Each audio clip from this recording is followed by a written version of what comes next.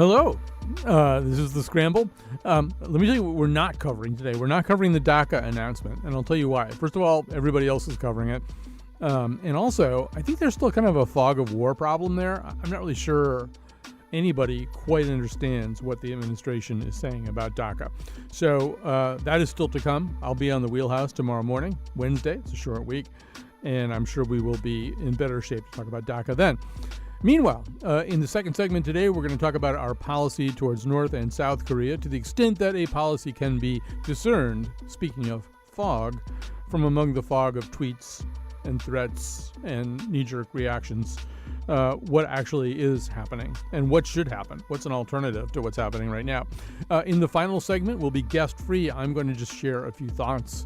I don't know if I've ever done this before, but Steely Dan was a very important band to me growing up, and then they stayed important, and I've continued to go to their concerts and become one of the pathetic dad rock worshipers, of whom Donald Fagen was always so contemptuous. But Walter Becker, the other half of Steely Dan, died over the weekend. I have a few things I want to say about that, and some music I want to play for you, too. We're going to begin, though, and as I say, it's always interesting when somebody rates about subjects that you've covered on a local basis for a really long time. And I'm usually kind of excited to see that happen because I'm pretty sure I've lost all perspective. So I was excited when Alan Greenblatt, a writer I know who covers policy and politics for Governing Magazine, and who is the co-author of a standard textbook on state and local governments, wrote about Connecticut and Connecticut's fiscal problems for governing. And so we asked Alan if he would join us today and kind of walk us through his perceptions on this. So, Alan Greenblatt, welcome back to the show. Hey, thanks for not asking about DACA, North Korea, or Steely Dan. All right. That's all. It's going to be a three-part question right at the end of this segment. Okay, fair enough. So just to sort of begin in a sort of uber thematic way, and one of the arguments that you're making in the piece, and I think it's a pretty good one, is that Connecticut right now, one of the reasons that for the paradox of Connecticut's per capita wealth and terrible governmental fiscal problems has almost to do with the psychology of Connecticut as much as anything else. This is a state that's distrustful of the notion of county government, chopped into 169 pieces, and reluctant to change things to its own advantage. But I want you to elaborate on that a little bit.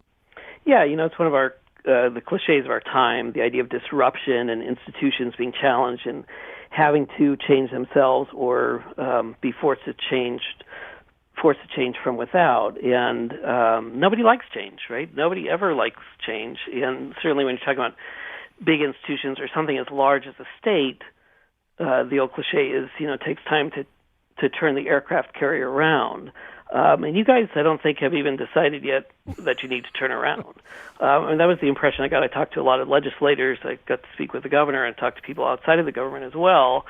And it seems like people in the policy community say, yeah, Connecticut is in trouble. I mean, I'm certainly not the first national reporter to write this year about, there are articles in the Atlantic and Slate and publications like that saying what has gone wrong with Connecticut. And I think there's some recognition of it, and yet at the same time, most people are still doing pretty well in Connecticut. Overall, it is the highest per capita income state in the country. So the need to change doesn't seem as pressing as it would in, a place like Detroit or something like that. Right. So when you put the X-rays up on the projection screen and looked at the financial problems at the government level in Connecticut, how bad did they look to you? Well, I mean, you don't have a budget yet, right? It was due on July 1st, and here we are. Picky. So budgets are overrated.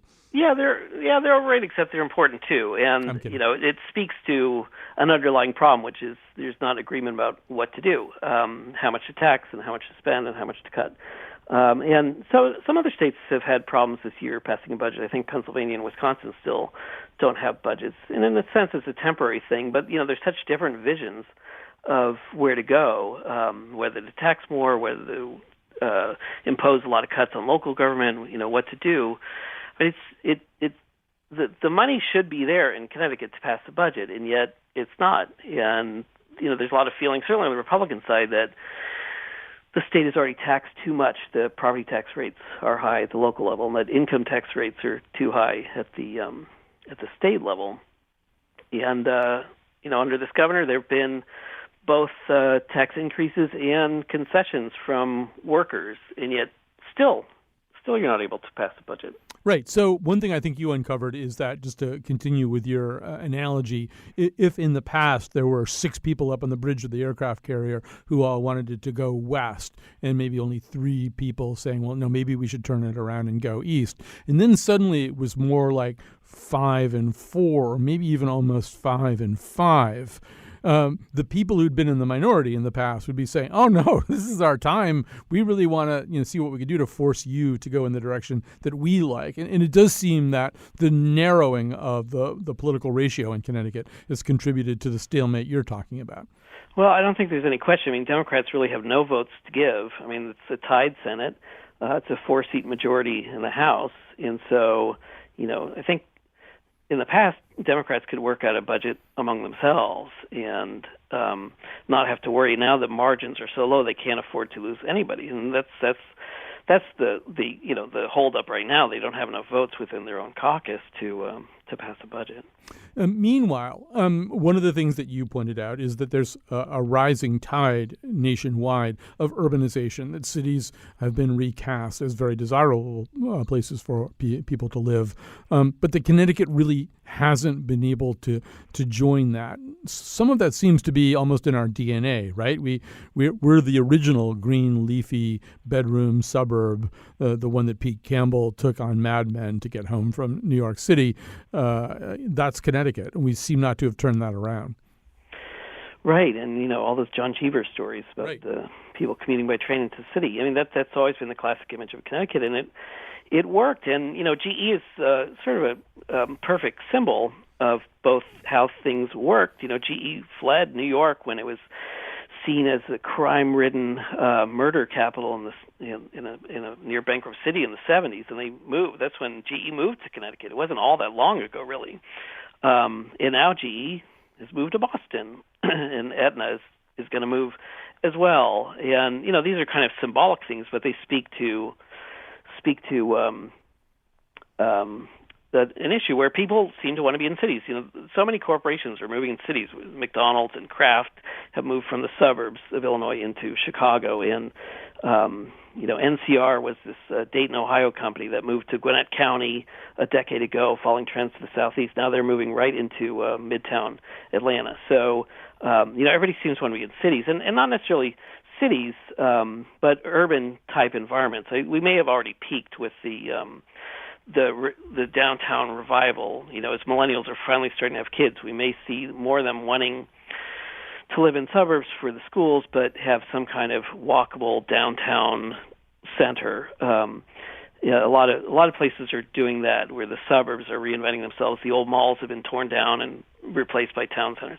But anyway, that's none of that is really happening in Connecticut. I mean, you don't have a city, whereas in Rhode Island they could put all their bets on Providence, because that is where almost all the state lives.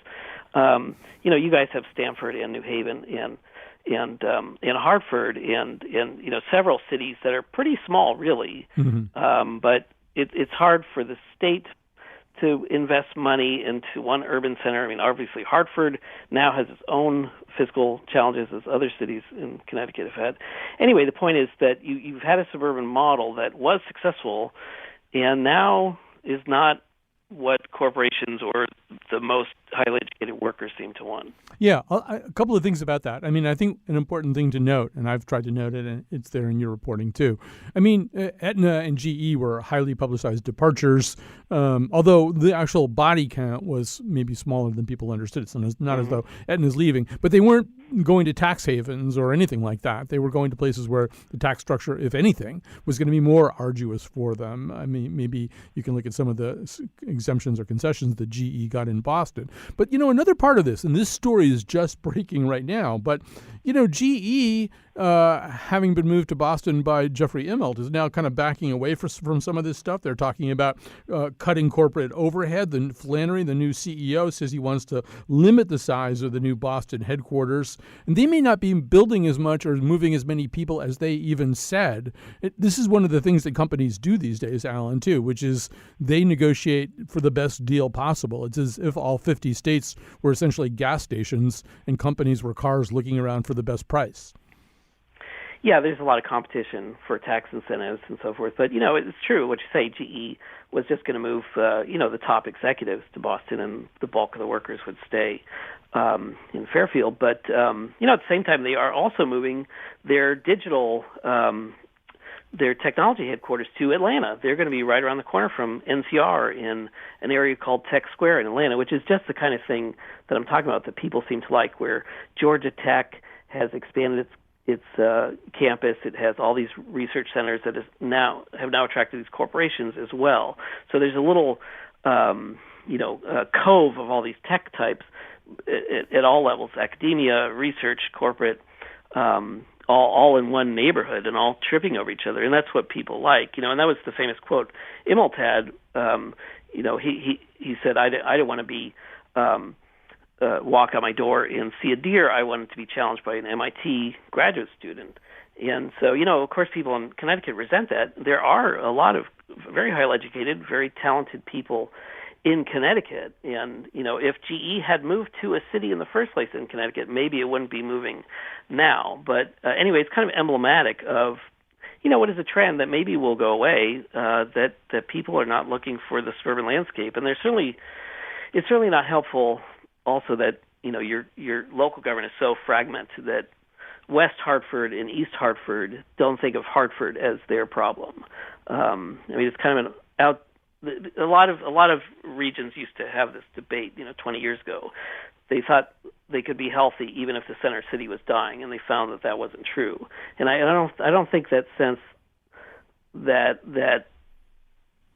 you're part of a region, whether it's the greater Hartford region or the greater New Haven region. I don't know if that psychology is there in your state.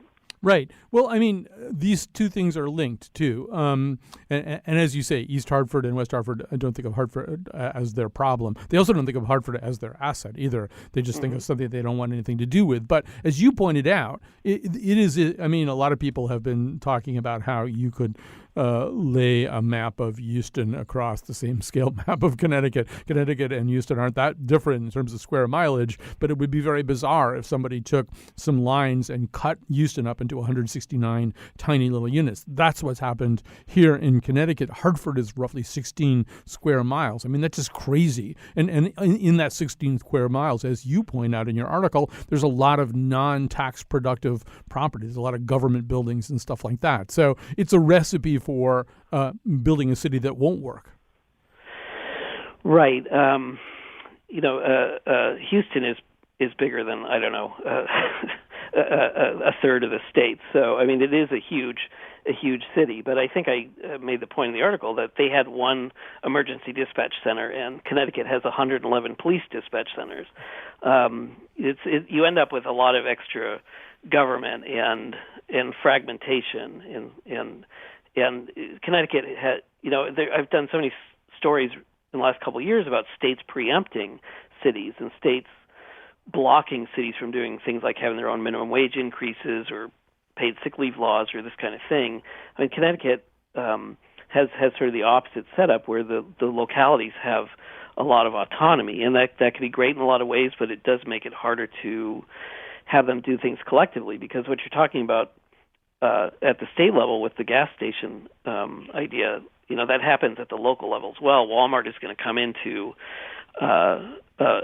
an area, and whether it's in East Town or West Town almost doesn't matter to Walmart, but they'll play those localities against each other. So that kind of thing happens all the time, and it makes it harder for the disparate local governments to see themselves as, for planning for economic development together, or sharing resources, or any of that kind of good stuff. Right. I mean, if you're going to have 169 different towns and a lot of them basically offering duplicate services, you're basically saying we found the most expensive way to deliver essential services, which is to have it down to this to these micro governments. I mean, I think I wasn't sure whether that was true or not. I never thought of it before. But is Connecticut utterly unique in the lack of any county type regional government that consolidates services? No, I mean, even Massachusetts doesn't have counties, but it's unusual. And usually you would have,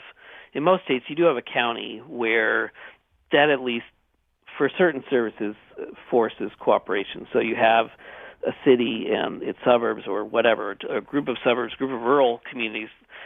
You have an overlaying local government that takes in more than just one town. And you guys lack that. And I don't know if counties would be the solution, but it's not going to happen anyway, so it doesn't really matter. But it does speak to the fragmentation there. Now, if that urbanization trend among millennials holds, I would say that New Haven is better poised than any other city in Connecticut to take advantage of it, and not just millennials. New Haven's actually become a retirement destination for upper middle class people. I've got friends who are from the Bay Area who are coming to New Haven in September to take their second look at real estate there, because if you're priced out of the Bay Area or one of the comparable, highly desirable locations, New Haven actually looks pretty good. But New Haven had the benefit of John DeStefano, who was mayor of New Haven for, I don't know, most of my lifetime, it seemed like. Whereas, urban leadership in some of the other cities hasn't really been maybe as strong. Luke Bronin is a highly, highly competent mayor. I would argue that he's the first highly competent mayor I've ever seen in Hartford. 2 mayors ago, we had Eddie Perez, who just recently settled his criminal case. In New Haven, you've got Joe Ganim, who's the mayor, who is an ex-convict. So you see kind of a theme running through all this a little bit. And that's another problem, too, right? You've got to have cities that are managed by really, really good public servants. Right. You can have bad leadership in any type of government. There's no question. But I was just sort of thinking, as you're talking about, Yale, I forget now the name of the pharmaceutical company where you guys successfully bid against, I think it was Florida. There was some big company that was going to do an expansion, and Jeb Bush, when he was governor of Florida, was trying to get them, and then Rick Scott was not as interested when he took over. And you guys swooped in and got it and spent, I don't know, $250 million luring this pharmaceutical company whose name escapes me now. But they ended up at a suburban campus, and it was, that's dumb. They should have been parked next door to Yale Medical School, and for that matter, UConn's medical school maybe should have been moved there as well. I mean, UConn has been rebuilt over the last 20 years, maybe parts of it at least. So many states have moved parts of the main university campus downtown, whether it's the law school or the business school or something else where it makes sense to put the kids down among the businesses. So that's kind of missed opportunity you get when you have a fragmented culture. And I'm sure there was attractive land that was easier to build on at the time for the pharmaceutical company, but that's where you want to create these clusters so that then you have people saying, well, I can move to New Haven because I could get a job at Yale, but what is my wife going to do? You want something for the spouse. You want people to think, if it doesn't work out in this job, I can go across the street and work at the competitor. I mean, that's one of the reasons people like clusters. We're running out of time here, and I want to let you get out a prescription pad and write us some Alexion Pharmaceuticals prescriptions for Connecticut. So what about that? I mean, towards the end of the article, you propose a few things. If we were to make you governor by unanimous acclamation, other than turning around and running screaming towards the border, what would you do? Well, it's easy to be off the sidelines and say they should do X, Y, or Z. But you sort of have. I guess, as a governor, I could convene people and say, what do we want to be? Somehow convince people we need to be something different. One of the things about Connecticut is, for most people, things are great. Like I say, it's the richest per capita state. In most areas, the schools are good, and all that kind of stuff. And when you have 169 cities and towns, and things are good in 150 of them, it's going to be awfully hard to change. And so I guess I would just beat that drum, saying, you can't be successful if Hartford goes bankrupt and all the rest of it. Right. I mean, Luke Bronin has really tried to make that point. He's even done kind of a goodwill tour around to the suburbs with that message of we really are all in this together, and there are lots of ways that can be demonstrated. But there really is, that psychology is very difficult to overcome. I mean, people really do feel as though Old Lyme and Old Saybrook are completely different entities, have about as much to do with each other as Luxembourg and Lesotho do. And I do think that that's a hard problem to overcome, and it turns up in the negotiations at the Capitol right now. It's perceived as a zero-sum game. If you get something, I'm going to lose something. Therefore, you, Hartford, are my, Simsbury's, enemy. Right. So what you have to do is take advantage of the problems. You have to say, you can't. It's a difficult position for political leaders to say things are not working. People like being told that things are working. They don't like being told there's a problem. And, especially in a state that's lurched from budget crisis to budget crisis, there's less credibility to say now is the time to do something different. But that's what they have to do. They have to stop saying, well, look, GE is only sending executives. It's not that big a deal. They have to say, GE is fleeing, Aetna is fleeing. Something is wrong with our state. Here's what we need to do. You have to take advantage of the crisis, to use the Rahm Emanuel cliche, to force change. Right. I mean, I do feel as though one of the problems here, I'll let you go in just a second, is that when you're having a fiscal crisis, when you can't even create a budget, and by the way, not having a budget turns out to have all kinds of horrible ripple effects on all kinds of vulnerable populations, certainly people with disabilities, depending on all kinds of services that aren't even necessarily funded with no budget, to say nothing of the schools. It's a real problem. At a moment like that, one of the things you can look at is say, well, you were very slow to develop a transportation infrastructure that would make this a more attractive place. Millennials also like mass transit. They don't like traffic jams. They like to be able to get places really fast. Hartford could almost be a satellite of New York if you had high-speed rail that cut west across the state and got there fast. But it's a hard time to find any money to do anything like transportation expansion when you're already basically running your aircraft carrier into the rocks. Yeah, that it is tough, but you still, I don't remember how much Connecticut's budget is, but it's billions of dollars. I mean, you can find some money, and they've tried to do that. They are trying to improve the rail service to Hartford and New Haven and the rest. So that's time to rethink your priorities and not be like, well, we take last year's budget and see if we could find 2% here and 5% from that program. You say, what is it we want to be doing now, and really do a rethink. And of course, the fact that there's no consensus makes it very difficult. I'm not saying it's easy, but that's how you start turning the aircraft carrier. Yeah, I mean, I do feel as though one of the realities here is that we right now perceive ourselves in this moment of stalemate and stasis. Like we're just not going anywhere. Nothing's really happening. As you point out in your article, from a macroscopic point of view, Connecticut still has quite a bit of wealth and quite a few resources. If it could come up with a unified strategy to act in its own behalf, it's kind of what Bronin keeps saying about Hartford, which is if he could just get the patient out of the ICU, he has the workings of a strapping, youthful, exciting city, but not while it's in a governmental fiscal crisis. And you could say the same thing for the state. Fix the problem, fix the structural problem, then you actually probably have kind of a nice state to work with. Yeah, so it is tough, and it's a tough moment politically because, Republicans smell blood. They're so close to majorities in both chambers, and Governor Malloy has the lowest approval ratings of any Democratic governor in the country. Chris Christie and Sam Brownback, I guess, are lower still. But anyway, they feel like this could be their year to finally turn Connecticut red in 2018. That may or may not happen, obviously, but that's not a moment when compromise happens, when the out party senses its chance has arrived. Right. Well, we're already red in the other sense, at least being in the red. And yes, for Republicans, it might be like the dog chasing the ice cream truck. You're going to catch it one of these days. Be ready. Alan Greenblatt, great to talk to you. People should read the article in Governing about Connecticut's problems, the paradox of its wealth and its fiscal problems. Thanks again, Alan. We're going to take a little break. We're going to come back. We're going to talk about North and South Korea. I guess it suits me to a T. Connecticut is the place for me to be.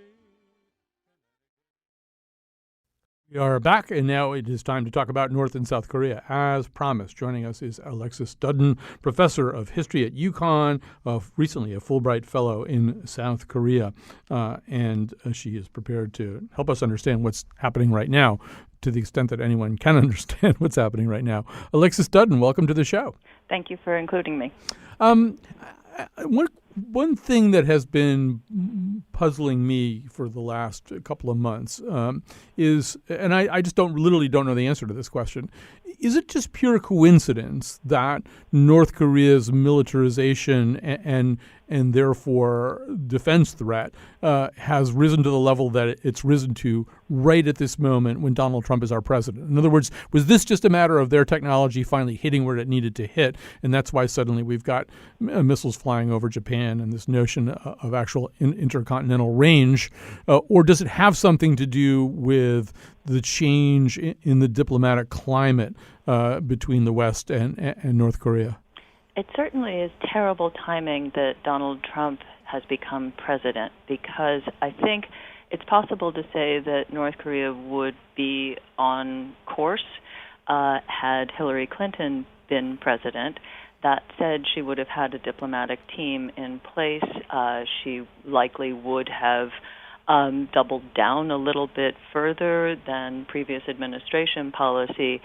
But at the same time, the careless, loose talk or the tweets in the middle of the night likely would not have been part of this really complicated scene. Right. So what we have now is a situation where if you're just following the tweets, it's frightening for us, and it's got to be even more frightening for South Korea. It seems as though one of the things that President Trump has put completely at risk is the American relationship with South Korea. He's particularly on Twitter saying things like talking is not the answer in dealing with North Korea, and he's pushing against the ideas of South Korean President Moon Jae-in to hold talks with the North. He's threatened to withdraw the United States from a free trade agreement with South Korea. He seems not to be on the same page with his counterpart in South Korea. It's absolutely baffling, especially given that he prides himself as a businessman. This week, he also apparently is going to cancel the South Korea-U.S. free trade agreement, which is entirely not in the interest of the United States if we are seeking coordination to work against the North Korean threat. And so all of this just has not just the appearance, but the reality of a person and a team that really doesn't know what it's gotten itself into and just assumes that by going ahead with bravado and bluster, it will scare the opponent, which is a completely ahistorical approach to this problem. I mean, it's not just a matter of Donald Trump thinking that Korea used to be part of China, which it did not, but it's more that Donald Trump appears to think that this is all a problem that's just been landed in his administration, and it must be the Obama administration's fault, without understanding that North Korea and the United States have technically been at war since 1953, and that this problem didn't just arise under Trump's watch, so it's really not just for him to, bully his way out of. North Korea has been a country longer than Algeria. It and South Korea were born in the immediate wake of the devastation of Hiroshima and Nagasaki. So by that definition, an awareness of nuclear capability has informed both countries' sensibilities. The 1950 to 53 absolutely catastrophic civil war on Korea was always surrounded by the threat of nuclear weapons being used then. And so especially since North Korea has sort of gone it alone for the last several decades, having nuclear capability to them equaled sovereignty, and so they pushed ahead and continue to push ahead. unfortunately, the world is now confronted by possibly the two most irresponsible leaders in world history threatening one another. If we did have an ambassador to South Korea, it might very well be Victor Cha, a scholar who's written an awful lot about this and who served in the Bush administration. One of the things that he's written about in the past is the bilateral approach to Asian relations by the U.S. compared to its multilateral approach more typically in the West. That the U.S. historically has kind of had a relationship with South Korea, a relationship with China, a relationship with Japan, as opposed to seeking multilateral agreements about stuff. It seems as if that has worked to the U.S.'s advantage under certain circumstances. But now it just seems like a recipe for chaos, right? There's no summit that's about to take place where a lot of people get together and try to figure out what to do. Exactly. And, Victor Cha's name first started being floated in June, and the absence of an American ambassador in South Korea right now is absolutely ridiculous. But it also, it prevents us from doing precisely what Victor has long been part of as a member of the six-party talks, as an academic who promotes multilateral approaches, even trilateral approaches, however many, but the two-pronged approach always has a breaking point that's easier to achieve, and especially since the Trump administration seems so determined to have China be the solution to this crisis, while at once saying that we're going to cancel trade with China, also nonsensical. But, it would be incumbent upon the American ambassador, potentially Ambassador Cha, to work with his counterparts in Beijing to help bring this about. But we keep talking, but we don't seem to be offering anything, nor do we seem to recognize that if, in fact, we're going to ask for China's help, which is rather silly because nations they only act in their own interests.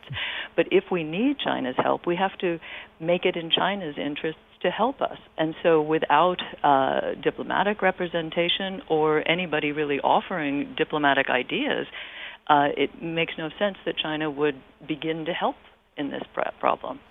One of the things that has occurred to me as I've read more about this is it must be horrible to be South Korea right now. I mean, not only are you under a constant threat, of the triggering of any kind of military action just has devastating consequences for the whole country, but you're kind of being whipsawed also between, at minimum, the U.S. and China, right? If the U.S. gets sort of South Korea to do something, China says, all right, we're not buying as many Hyundais.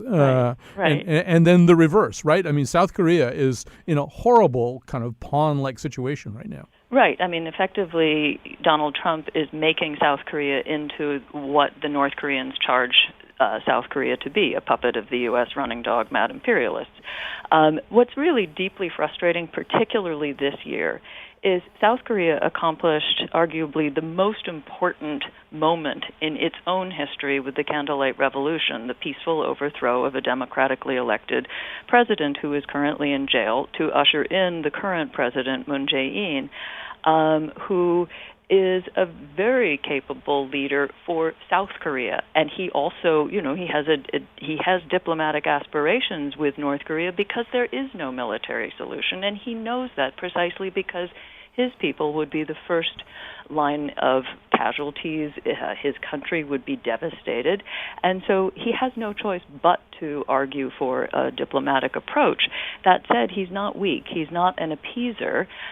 He was in special forces. He is not anti-American by any definition of the term.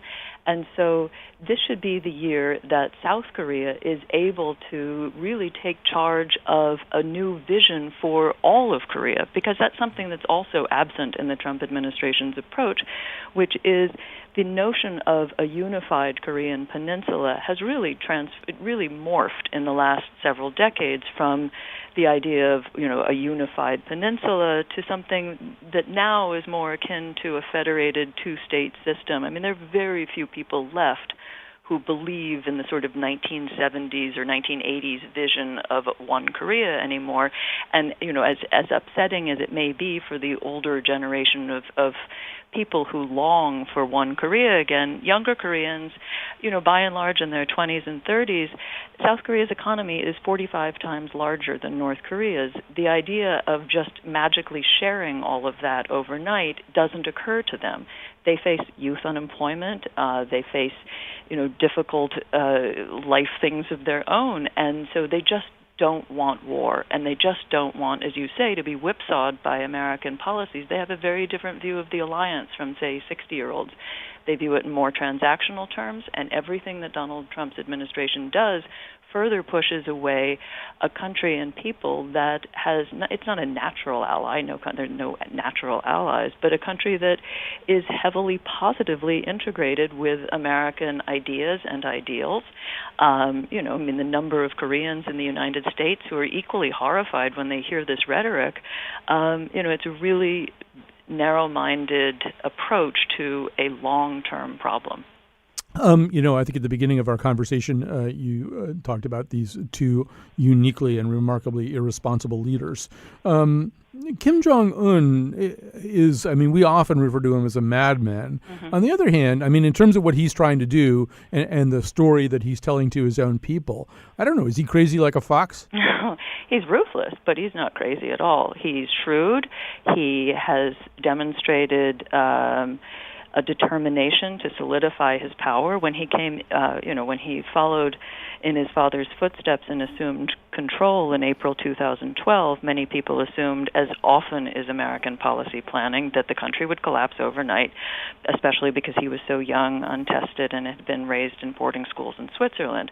To the contrary, he has demonstrated nothing of the sort. Rather, he wants to secure power. He has fashioned himself both in hairstyle and demagoguery off of his grandfather, Kim Il-sung, who, like him or not, these are not irrational individuals. Surrounded by countries with nuclear weapons, surrounded by legacies of deeply scarring Japanese imperialism, Kim Jong-un, for all of his completely counterproductive behavior, has secured a population in Pyongyang, at least, of roughly 2 million people who could be considered loyalists. So just hoping he goes away isn't a solution. And then there's also the question of, first he's demonstrated, he's willing to murder his uncle, he's willing to murder his half-brother, but he's also opening some markets, knowing that within Pyongyang, increasingly, people are going to want to buy stuff. People are going to want to have cell phones. So if you're lucky enough to be in the tight and small percentage of the population inner circle, you will be rewarded. Now, that doesn't make him a beneficent leader or an egalitarian, but it certainly makes just talking about toppling him a non-starter. I have so many more questions I want to ask, and I'm running out of time here. So I guess maybe the question I'll ask is this. I think if 2 years ago, I might have this wrong, but I'm going to say that if you went up to a typical U.S. senator 2 years ago and said, what's the biggest challenge diplomatically in Asia, they would have said containing China. And I'm wondering, I know we don't really have a foreign policy right now, but let's say we did have one. I feel as though in some ways our entire thinking hasn't, we've been caught by surprise, right? That our biggest challenge right now is not containing China anymore. Do we have a set of strategies that goes along with what is the biggest challenge right now? No, we don't. You're exactly right. 2 years ago, war with China over the South China Sea was all anybody. Henry Kissinger was taking betting odds at this time. But today, North Korea has demonstrated, with this most recent test, substantial capability. The test on September 3rd was, larger than the destructive force of Hiroshima and Nagasaki. So this is a real crisis. This is something that has to be managed creatively.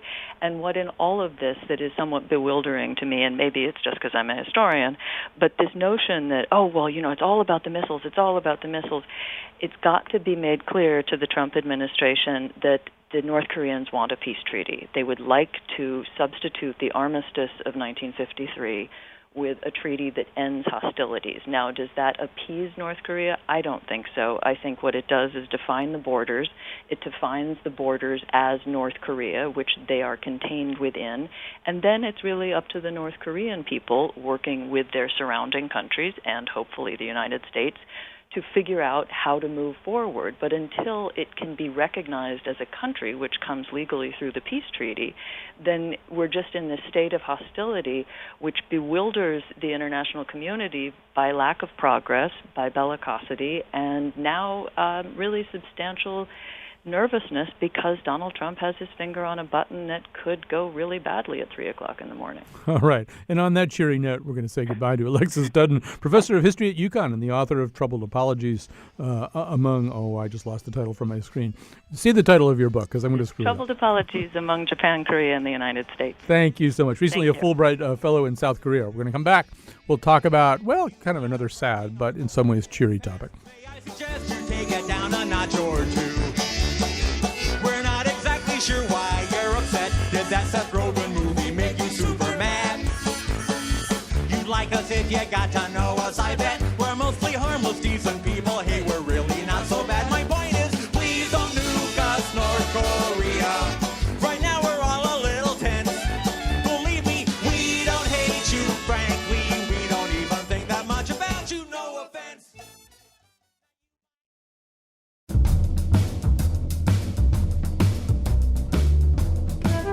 Today's show was produced by Betsy Kaplan, with help from me, Kyone Wolf. The part of Bill Curry was played by Dennis Rodman.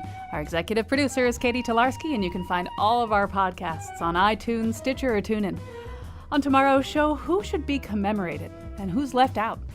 And now, back to Colin.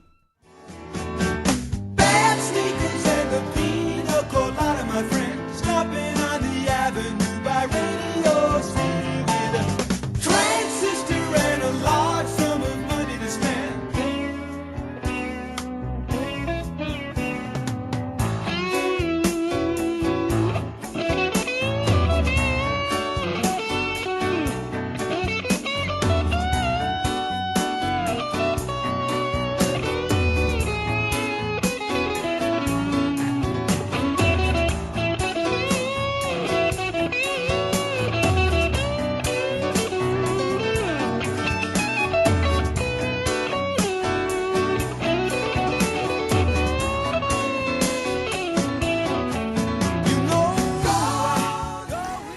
That guitar solo is by Walter Becker on the Steely Dan song Bad Sneakers. It's actually something of a rarity that is actually played by Walter Becker, because one of the things that Steely Dan became famous for was hiring the most elite studio musicians they could find to create the sounds that they wanted. And they were not above or below, depending on how you looked at it, hiring 6 or 7 elite guitar soloists in a row until they got the one that they wanted, ditching solos by well-known and famous guitarists, because they just weren't up to these incredible standards that they had decided to set for themselves. Walter Becker died over the weekend. I got the news. You know, the way you get news these days, you pick up your phone from your bedside as you wake up and you look at Twitter, and I thought it was a hoax. I don't know why, but I thought it was fake news that Walter Becker had died. He's very much alive for me. Now, I want to say a couple of things. I'm doing this segment by myself. There is no guest here.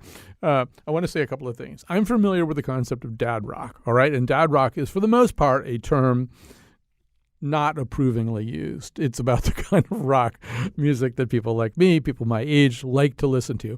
I just want to say in my own defense that my streaming service is full of playlists, full of work by young, exciting, relatively new artists.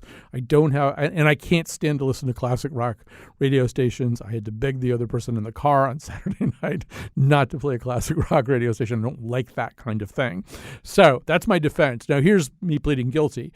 The last few times that Steely Dan has played here in Connecticut, I've been there in the audience. And Donald Fagen, the other half of Steely Dan, kind of famously said on one occasion, I think it might have been to Tom Ashbrook, that when he looks out into the audience, he feels like he should be yelling out bingo numbers.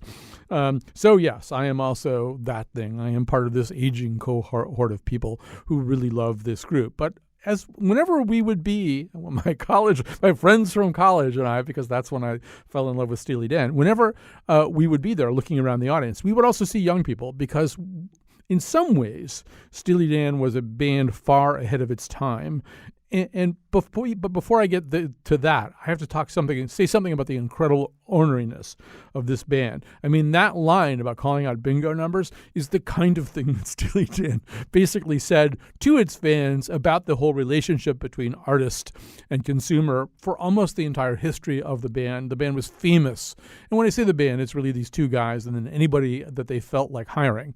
And in that way, by the way, they were a little bit ahead of their time. Yes, there were groups like the Beach Boys where eventually eventually studio musicians like the Wrecking Crew took over the recording responsibilities of the band.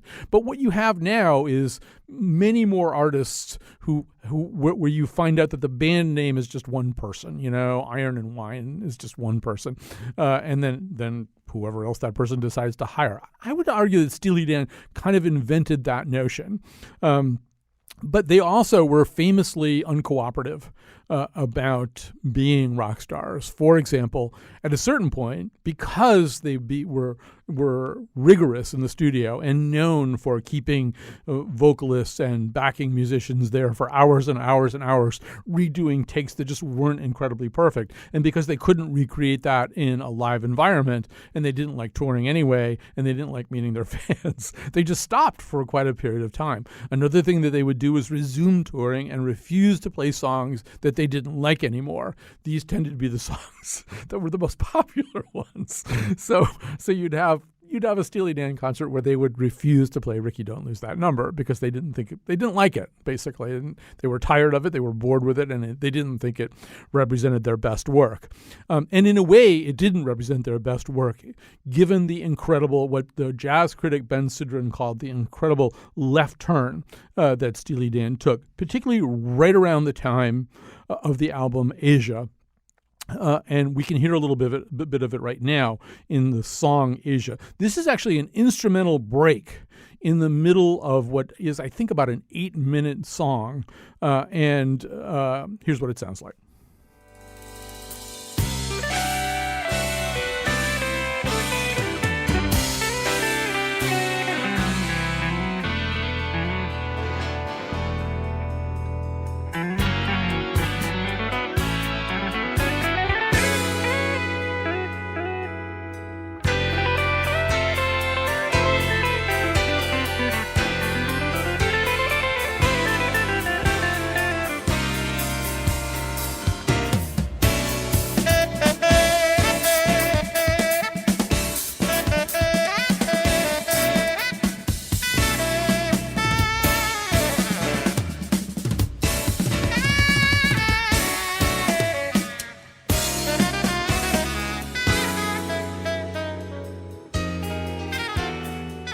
So you're hearing the jazz saxophonist Wayne Shorter and the incredible drummer Steve Gadd just creating these fills in the middle of the song. The last few times that I've seen Steely Dan, they were in a more cheerful mood. Walter Becker, the wonderful musician who died this weekend, was now the guy talking to the audience. And I swear, at the last concert I went to, he just said at the beginning, we're not the pretentious guys we used to be. We're going to play all the songs you really like. All the songs you want to hear, we're going to do them all. So don't worry, we're doing them all. And that's what they did. And the songs were great. It was a joy to hear them. But when I got the news that he died on Sunday, the first thing I wanted to hear was from his mostly overlooked solo album. There's a song called Surf and or Die. And it's probably somebody that he really knew, a hang glider who died. We're just going to at first play you a little bit from an early part of Surf and or Die. And your grandmother's number, well, we know it's here somewhere.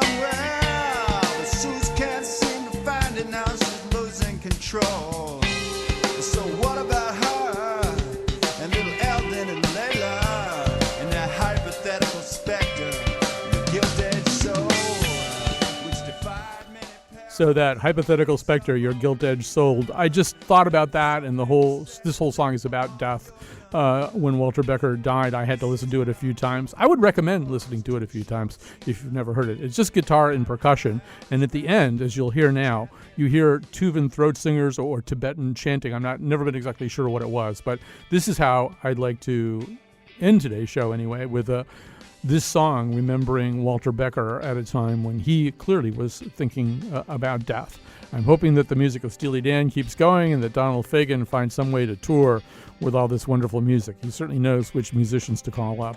But I'd like to take a minute here at the end of the show anyway to say goodbye to a good friend I never met, Walter Becker.